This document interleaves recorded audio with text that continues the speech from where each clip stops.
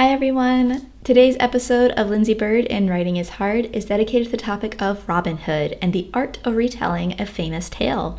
Who is this hero, anti-hero, or villain? What was he really like, and how does one author bring him to life? All that and more is yet to come. I hope you enjoy!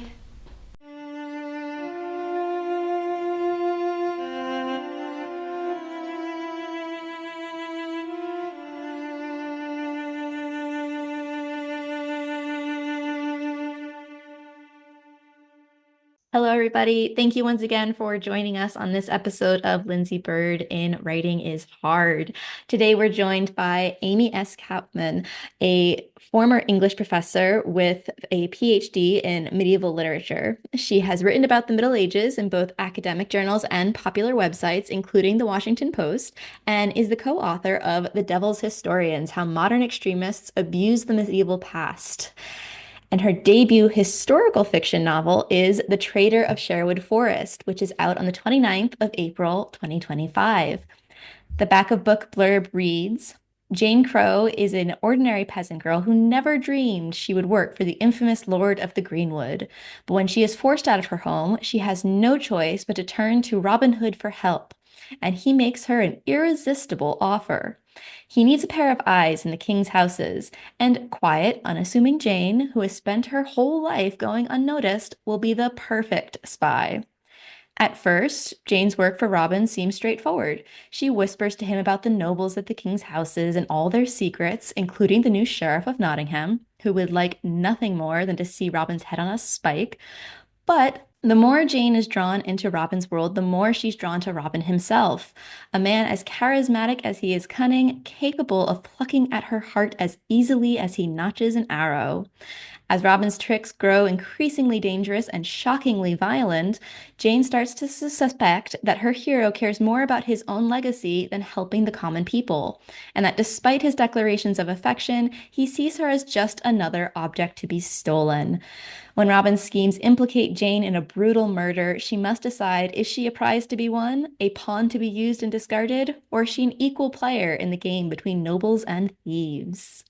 So just to start us off, I love Robin Hood stories. I really do. I think it's just growing up in first the Disney and then, becoming more tuned to, everything else. But what made you so interested in writing this particular Robin story and also not from his point of view? Yeah, first I want to show off the cover Please do. just because I have it here and it's so It gorgeous. is. It's really pretty. I was admiring it Yeah, when I first pulled it up. I was like, oh, I thank love the you. border around it, all the little details. Yeah, And then the arrow shooting through the wood. Like, it was such a great touch. it's so gorgeous. Michaela Alcano is the artist and she's just super brilliant. Anyway, um, the reason I wanted to do this Robin Hood story is because, so like you, I was obsessed with Robin Hood growing up. I loved the Disney cartoon, I loved all the movies. And I love the story. Most of us were raised on Robin Hood as this inspiring hero. But when I went into medieval studies, I found that the Robin Hood of the medieval ballads was really, really different. Um, there's no King John, there's no Maid Marian. Uh, Robin Hood himself is very much a classic trickster figure. He doesn't really give to the poor, but he does take from the rich, and he loves to disrupt power. And he's temperamental and he's violent, but he's also still a hero, especially to medieval people. So I was really fascinated by the gap between our Robin Hood and the medieval Robin Hood. And it was like an itch in the back of my mind. I just really wanted to tell that story. But at the same time, I told it from a side view because part of my fascination is what medieval people saw in him. Because even though he wasn't squeaky clean the way that he is in our stories, he wasn't chivalrous, he wasn't a noble, he was much more of a flirt than a lover, but he's faithful to the Virgin Mary in the medieval version. Um, Even though he's not what we think of as a hero today, medieval people saw him as a hero. They had loads of folklore and songs and plays. Every outlaw who got caught called himself Robin Hood. They named a boat after him. I mean, they just loved him. And I was really interested in what they saw in him. So for me, the perfect lens for that was a peasant girl who would be a character he was supposed to be saving, right? He was supposed to be a hero to them, and gradually her illusions are stripped away, kind of along with the readers. Just as we see the Robin Hood we thought we knew changing before our eyes, so does she. So I feel like in many ways it gets into my own head. What happened when I met the real Robin Hood in the medieval stories, what happened when I showed my students the real Robin Hood in the medieval stories. This is gradual estrangement from what we thought we knew, but then you also come to appreciate what he stands for then. Since you are a medieval scholar, I am tempted to just kind of press a little bit more on this history of the medieval Robin Hood. As you've already said, he's very different from the Disney version, besides the fact he's not a fox. Um, but what was it if he wasn't giving back to the poor, if he wasn't doing all of this, and there was no King John, whatever, what was it that was appealing to these not royal people um, while they were writing these ballads? So Robin Hood is in a time almost always where you have a very oppressive monarchy, a very oppressive social structure, a very powerful church, and he showed people where the weaknesses were in power. His tricks are almost always on powerful religious figures like abbots and monks, corrupt church figures, and royalty and nobility. So he inspires people by showing them how they can push back even when things seem impossible. And sometimes that's not always saving the day in the way that we think of it, right? It's not always rescuing everybody from oppression. But in the sense of a classic trickster, the kind of person that you also see in classical theater and things like that, um, he makes a, can I say ass? Sorry. He makes an ass out of the people in power. He shows that they are not as tough and as powerful as we think. So it's that sort of relief of tension, that's the basis of comedy, sometimes in the Middle Ages and very often in the ancient world, that he shows us. Because those ballads, even though they're dark, they are sometimes really funny if you have a little bit of a dark sense of humor.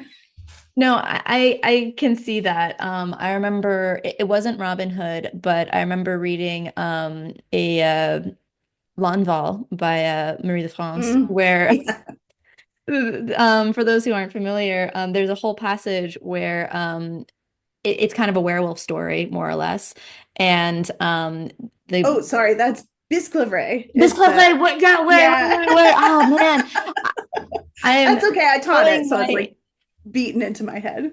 No, you're right. It is Bisclave. I definitely I don't know why I was thinking of that. Yes, it's Bisclave, and the guy in a weird way, it's almost like the seal stories that people might think of, where you take off your clothes and you turn into a wolf, and you can't turn back into a human until you have proper clothes back. And his wife gets really angry and steals his clothes. So he can't turn back into a human, and he ends up, still having a wonderful relationship with the nobleman, who he's like, oh, great, well, I have a great werewolf buddy that we're just gonna wander around with. We'll be best friends. And the whole thing comes about when he bites the nose off of his wife, which, it sounds horrible.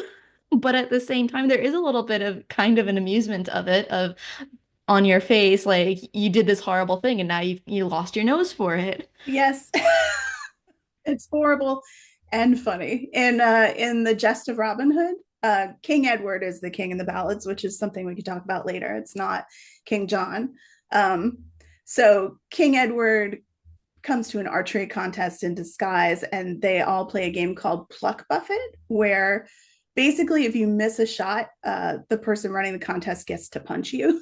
So they're all hitting each other in the head, and then Robin and the king have so much fun that they go riding off together, like the two of them through the forest, shooting arrows and punching each other. Like that's the whole story. It's completely bizarre. I did not put that in my book. And yet, what I So, love about these stories, though, is that it's so human because I'm sorry, I've been around enough teenage guys to know for a fact that, like, you get them into a car, you're going on a car trip, and you're playing punch buggy where you're just like punch buggy, wailing on yeah. the person next to you It's a for no medieval reason. game. That's the game. The game is to just punch somebody. Car Yeah. drives by, punch your friend. Whoever sees it first wins. I mean, like it's such a human story. It's such a we haven't changed much in the past 500 years. We're still the same people finding the same amusements. Yes, absolutely. So, where did or when did, I suppose is a better question, King John enter the story? King John entered the story in the 1600s. There was a gentrification of Robin Hood, that's what the scholars call it, where he's co opted by the aristocracy. Before the 1600s, 16th century, really. So, kind of late 1500s. Robin Hood, before that, has no royal status. He's a yeoman, he's a peasant, and it's not until hang on, I've got the year written down. It's not until Richard Grafton in the 16th century who decides that Robin Hood must be nobility and makes him an earl, that Robin becomes part of the upper class. And his story gets, we think his story might have accidentally been combined with a French hero called Fouque le Fitzwarren. That's the Middle English translation of the French, who did have his land seized by King John and fought back. So the stories kind of get blended together, and Robin Hood becomes the one who fights against King John to get his land back. But it's really kind of a betrayal of who the original Robin Hood was, because the medieval Robin Hood rejects aristocracy. He spends a year at King Edward's court. This is after the punch buggy episode in the jest. He spends a year with King Edward. He spends 100 pounds, I think. It's That's a some, lot of they're money back always putting then. in astronomical amounts of money in the ballots. Like, they're not realistic. That's huge. He spends all this money trying to buy loyalty from soldiers. And in the end, after the end of a year, he runs out of money. And the only two people left loyal to him are Little John and Will, who were already loyal to him to begin with. So there's this really maudlin scene where he's watching these young men shoot bows and arrows in sort of a mock contest, and he gets really wistful about what he left behind and everything he lost, and how lousy it is to be at court where you have to buy honor and you have to buy loyalty. And so he leaves. And he flees into the forest so King Edward can't find him. So the medieval Robin Hood, it's almost like a parable in what real loyalty and courtesy is, compared to what the nobles think it is. For him to be moved in the 16th century into the aristocracy is very interesting and very strange. Yeah, I mean, I do wonder who the audience is. Like, was the audience different prior, and then afterwards was the audience now nobility who was actually supposed to be, the target audience of like, it's your job to combat against this king, or prior it was the lay people who are like, the nobility are nonsense. Yes, you're exactly right. So what we think was that the audience in the Middle Ages, and this would be the audience for the oral tradition. It's written down a bit later than we expect the stories were circulated, because before we even have most of the poetry, we have chroniclers complaining about how much the people like Robin Hood and it was Robert Hood in the Middle Ages and Little Johann. So there are chroniclers complaining about how much the peasants love them, even though they're just common thieves and outlaws and murderers.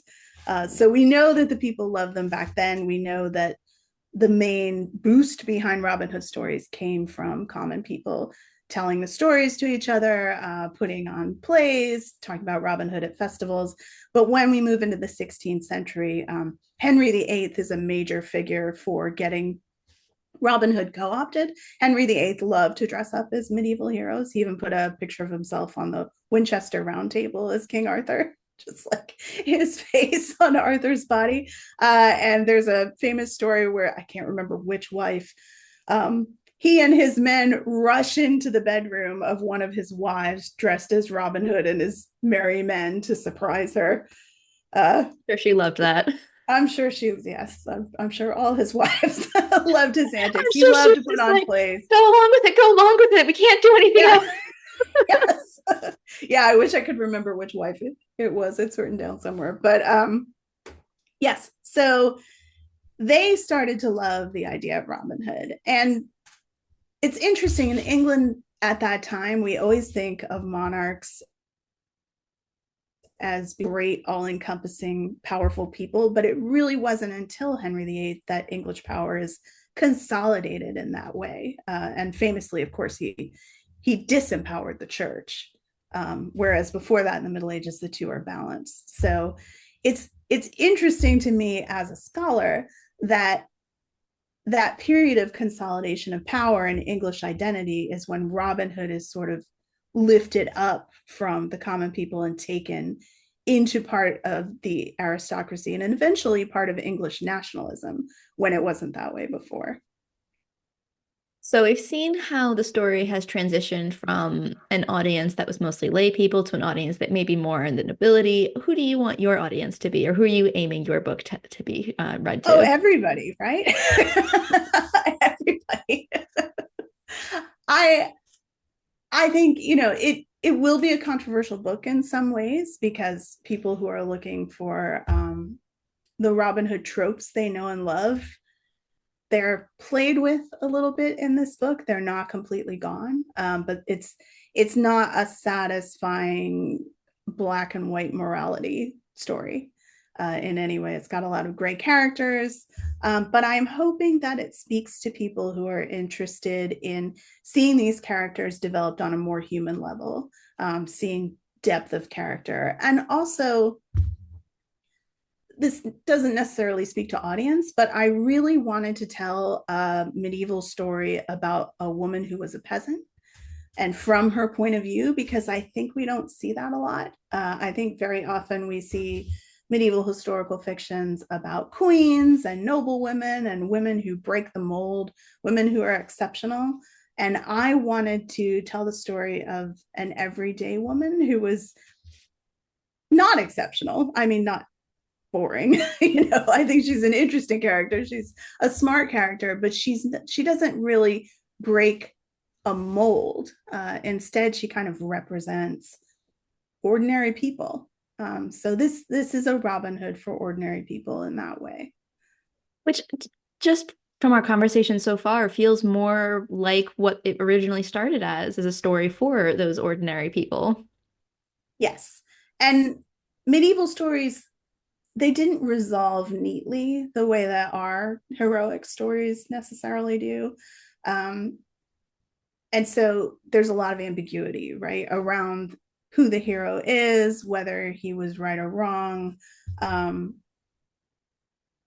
what his destiny is, and what his fatal flaws are. And that's a part of this book too. Is that Robin's trajectory is not a neat defined hero's journey. It's heroic in the ancient and medieval sense, but it's not heroic in the Marvel movie sense. And neither is Jane's.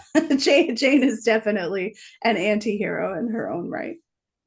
But is she an anti-hero because she's just going against the hero that we've already decided from culture is a hero? Or is she like, if we had no knowledge of who Robin was at all, like this is the first Robin Hood story ever to be written, would we still see him as a hero or would the roles be inversed? I don't think they would be reversed. I tried to write them both as characters who make mistakes, who have flaws, uh, who make difficult choices, and sometimes for Jane there is no good choice. Mhm. But she's definitely not a swashbuckling hero either. I think that's something I really tried to do with all the characters, including the sheriff character, is show that they had motivations and that they were flawed and that they made mistakes, and that they could also be brave and heroic at the same time. I did it with the Merry Men too. I wanted them to be complicated. I wanted them to have their own stories. I really wanted this to be a human version of Robin Hood. When we look at like the words and the names and stuff that are from the Robin Hood stories, I mean, you just mentioned Merry Men, there's Little John and Will and all this stuff. Some of the names and phrases are a little bit silly. Some of them are a little bit maybe dated by our modern sensibilities. But when you're transitioning a story from the Middle Ages to today, how do you bring that story to a 21st century audience and make it not sound so silly or make it seem logical for where you're going, where they can really dig their teeth into it? Yeah, I guess I one way is to sort of play with Middle English in the names. So the character of that we call Much, one of Robin's men, which is always so weird when you're reading it, right? Because Much is not a name to us. Uh, what I did was spell it out in the way it would be pronounced in Middle English, which is Mooch, which I spelled Mooch, which is a great gangster name, It is, right? but it's And also a little bit of like, oh, he's such a mooch. yeah, it is. But his character, he's a likable character in my book. In fact, I sort of fell for each of the Merry Men in turn. Like as I was writing them, I got attached to them. I really like them, and I particularly like Mooch. But in the poems, uh, he is basically living off of his uncle. Like he's the miller's Was a son, mooch. and yeah, and he's living in his uncle's house and like basically doing crimes from his uncle's house. So it does kind of fit his character. Like he's always inviting people there to get robbed, and that's where they stage a lot of their attacks. So it kind of fits.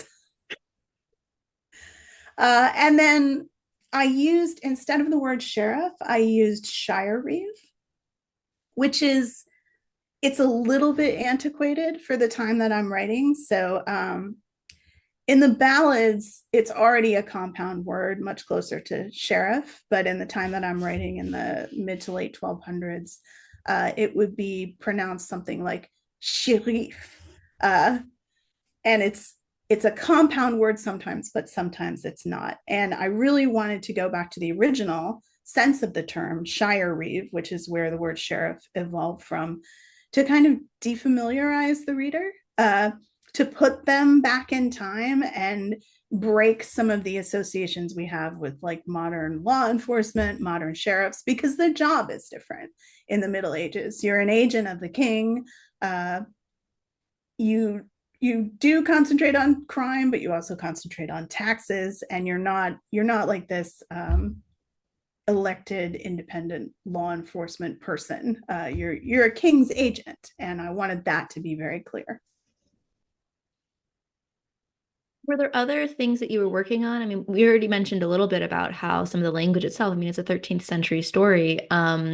How did you incorporate different linguistic changes of while you were doing the modernization of it, in order to bring this out to the audience more effectively? Yeah, I had lots of conversations with my copy editing team about little things. So one of the examples was hose. So the thing that you wear on your legs in the Middle Ages was called hose in Middle English, but to a modern reader, that sort of conjures up the idea of pantyhose. Yeah. Something joined at the top, control top maybe. Like it feels like a modern word, even though it's not, even though it's a medieval word. So I used stockings, even though the word is slightly later. That's really what it would have looked like two separate things that you pull up your legs. So that's one example. And then I couldn't use my Middle English obscenities. So there's a great one called Romskit, which is ram's poop. So I had to modernize it to ramshite, and modernize some of the other obscenities.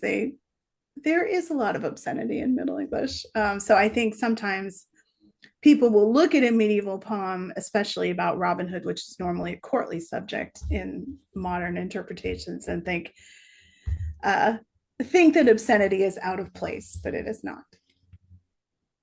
Well, especially when you're thinking of the audience. I mean, like, I mean, I think the biggest laugh for me when I started really getting into Shakespeare, which was several hundred years later, was just how many poop jokes there were, how Yeah. many obscenities there were. Like, it's so funny because you read these in school and they're like trying to instill about how, serious this is. But then when you actually read, it's like, no, this is not serious at all. There's so many jokes in this.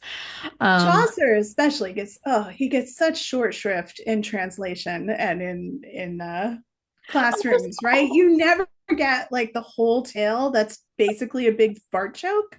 Like he has all these tales, and instead, like, you're getting the Parson's tale where he's kind of going on and on and on. But yeah. What drew you to writing Robin Hood? I know you said you were always fascinated with it and you really loved it and you had your whole history of, doing it, but there's so many medieval tales. So why this one?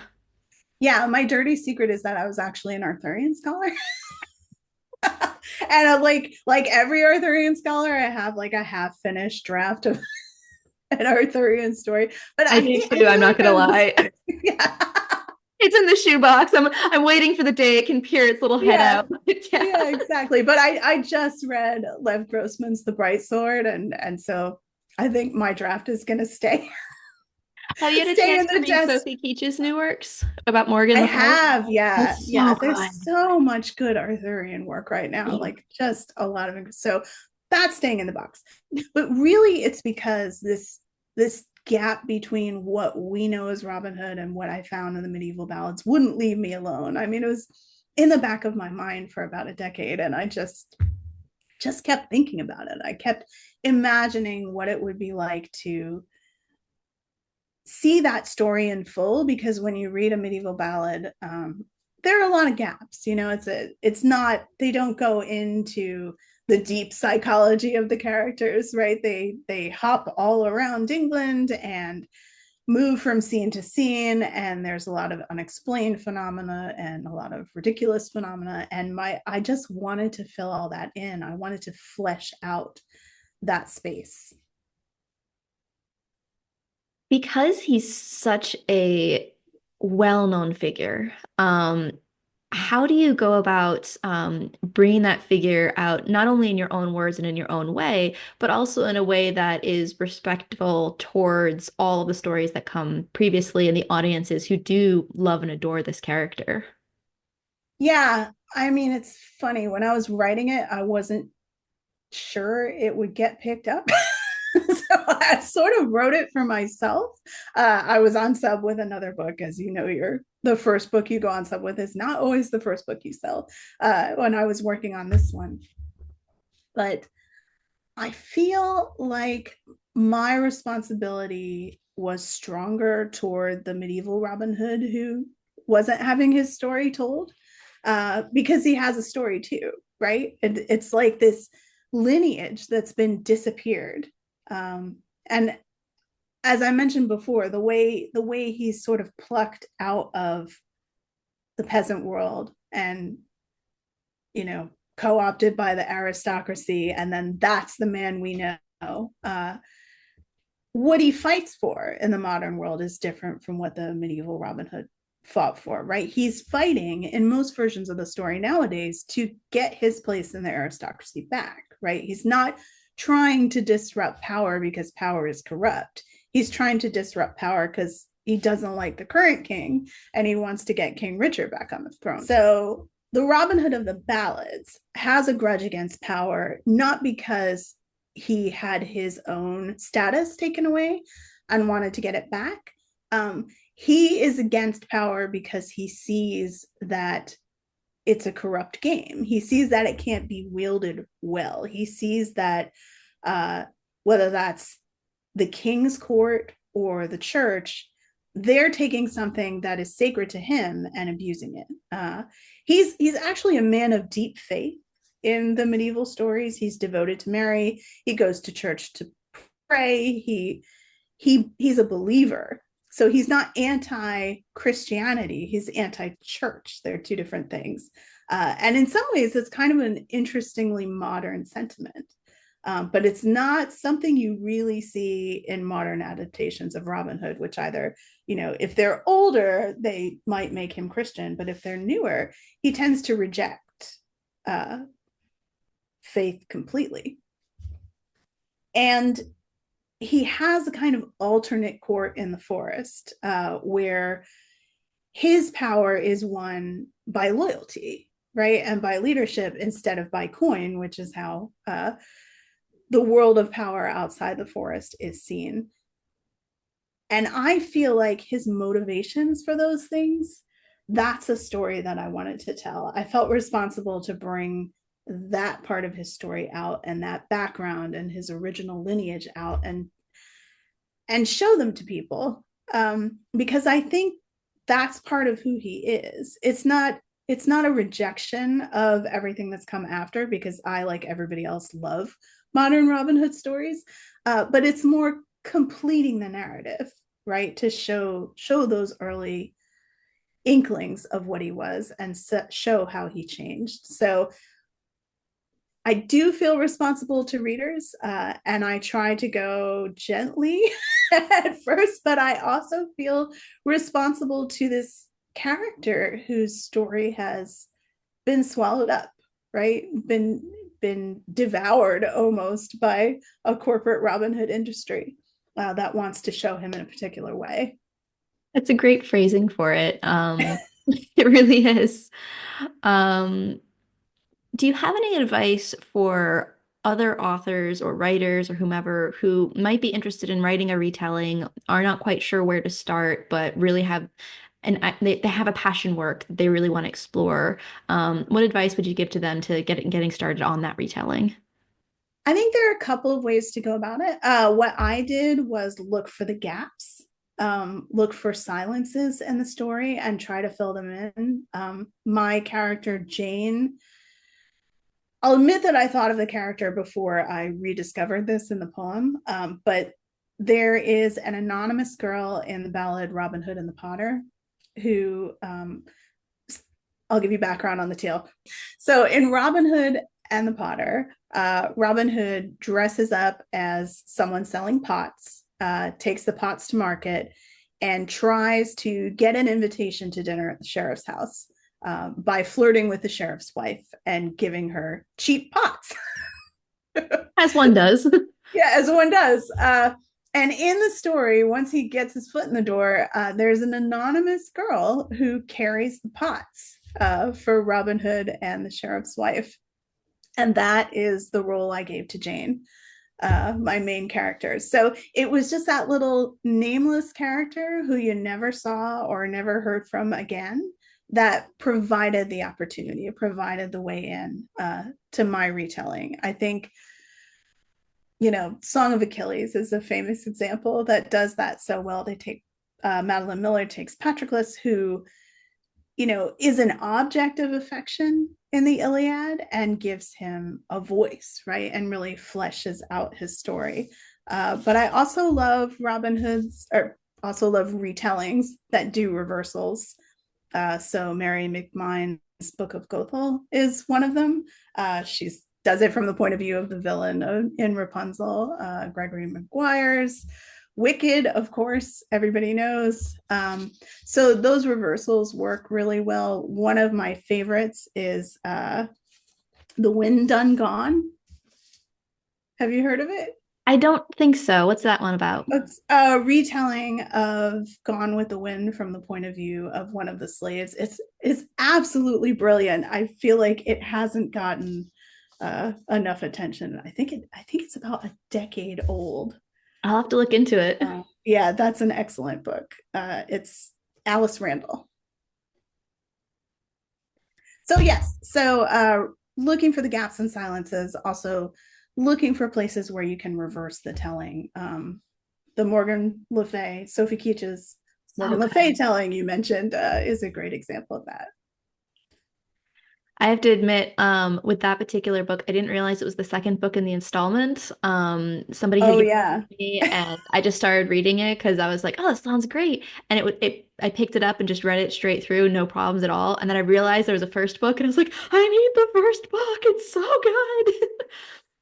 So yeah. It's very good. Yeah, and Grossman's is interesting because he also uses a character that is not known in Arthurian legend, and the Bright Sword takes place after the fall of Arthur's court. So that's another way to do it. And then there are great books. So actually, I can't believe I haven't mentioned one of my favorite Robin Hood novels is by Aminah May Safi, and it's called Travelers Along the Way. And she takes Robin Hood and turns him into a Muslim woman in the Crusades. It's a band of women, and it's just fabulous because she maintains all of the Robin Hood tropes, but she manages to use them through this character. Oh, that sounds Lama Al fascinating. Hood is the character's name. Yeah, it's really, really good. So even just yanking it out of time and place is a great way to do it. Tracy Deonn's Legendborn for Arthurian legend is another great example of that. When thinking about your book, if it's not a spoiler, what is one scene that just really stands out to you, or like if you heard the title of your book, that's the first thing that comes to mind? Uh, okay, I'll try to avoid spoilers with this one. My the quintessential scene for me is Robin and Little John are fighting, which they often are in the ballads. So they're in a big fight, and they have taken someone hostage in the woods. And Jane is there, and she's in disguise. So you can't recognize her. You can't recognize that she's a woman. She's sort of hooded, and there's a scarf around her. And Robin looks at her and says, "Little John, go get our guest some water." And she points to herself, and she can't speak because she has a woman's voice, so she points to herself and is like, "Me." uh, and he says, "Yes, Little John." And then he turns to the prisoner and says, "It's a sad story, they cut out his tongue." Which is dark humor. So anyway, Jane has to play the role of Little John from the ballads in this scene, and as she does it, she really gets in touch with her anger, which is something she's not been allowed to feel. Her anger at church corruption, her anger at the social hierarchy. So she goes from being someone who just sort of accepts her position to really feeling what Robin and his men are rebelling against. And it's very, very freeing for her. And it's kind of the moment where she goes from someone who's just doing what Robin says to someone who really feels motivated, and really feels strongly about the cause. So to me, that's a quintessential scene in the book. That sounds great. I can't wait to get a chance to finally read it. Yeah. Are you April excited? 29th. Yes, April 29th. Are you excited for the release? I am excited and nervous and busy. No one tells you how busy you're going to be. It's just an exhausting time, but it's all good. What type of things are you doing right now in the preparation for the launch? Interviews and booking. I booked a launch and a couple signings, and I'm trying to do a couple of other traveling events regionally. Yeah, and then the social media. Trying to figure out how to use social media without posting too much about the book and not too little about the book. You know how it is. It's this It's balance. complicated. Yeah. One final question before we go. What is your favorite Robin Hood adaptation and why? Well, the one I mentioned, the Travelers Along the Way, is probably my favorite novel adaptation. And then I have my childhood attachment to the cartoon Fox. I It's must so have seen good. that movie a dozen times. But I also have a soft spot for Men in Tights. I was I just mean, thinking it. so I watched it recently. I actually forced my husband to watch it over Christmas with me, and it doesn't hold up completely. it's got some issues, but it also has just some classic lines. So I think one of the funniest part for me with that movie is I think I saw the movie before I saw the Kevin Costner okay. version. And so I just kind of accepted it as a farcical film and just enjoyed it because it was funny. And then I saw the Kevin Costner version and then watched Men in Tights again afterwards Oh and yeah. then got all of the jokes I missed the first time around. And so like if there has to be a viewer watch party, I do think you should be aware of the Kevin Costner version before you watch Men in Tights Yes. because the You parody. absolutely have to start with that. And I will admit to not loving that movie. There were things I loved about it. I love Morgan Freeman's character. I love Alan Rickman's character, but Costner. But he was the heartthrob back then, of that generation. I remember my mother had a huge crush on him. Uh, so She so was not yes, alone. yes, she was not alone. So I appreciated the send up.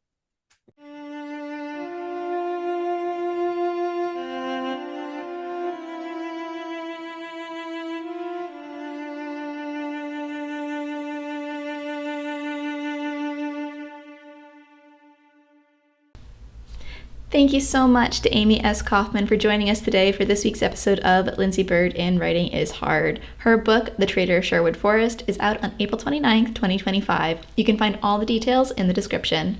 If you like this content, please feel free to like, share, or subscribe so that we can continue to make you more. Thanks so much for listening, and as always, stay happy and healthy. Bye for now.